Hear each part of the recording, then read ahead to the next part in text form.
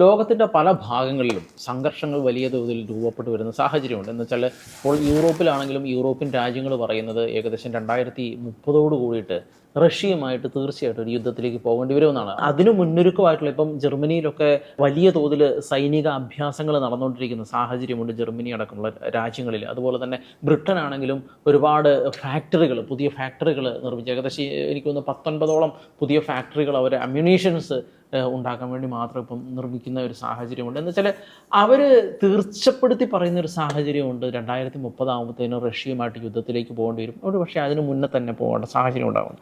ഇനിയിപ്പം ചൈന, ദക്ഷിണ ചൈന കടൽ ആ ഭാഗത്തേക്ക്, ചൈനയുടെ ആ ഭാഗത്തേക്ക് വരിക, ചൈന അവിടെ വലിയ സംഘർഷമാണ്. ഒരുപക്ഷെ നമ്മൾ ഒരുപാട് വാർത്തകൾ നമ്മുടെ മാധ്യമങ്ങളിൽ പുറത്തു വരുന്നില്ലെങ്കിൽ പോലും ദിനം പ്രതി അവിടെ വലിയ സംഘർഷങ്ങളുണ്ട്. എന്ന് വെച്ചാൽ തായ്വാനോട് അടുത്തുള്ള സ്ഥലങ്ങളിൽ ഏത് നിമിഷം വേണമെങ്കിലും ആക്രമിക്കാം എന്നുള്ള രീതിയിലാണ് ചൈന അവിടെ വിന്യാസങ്ങൾ നടത്തിക്കൊണ്ടിരിക്കുന്നത്.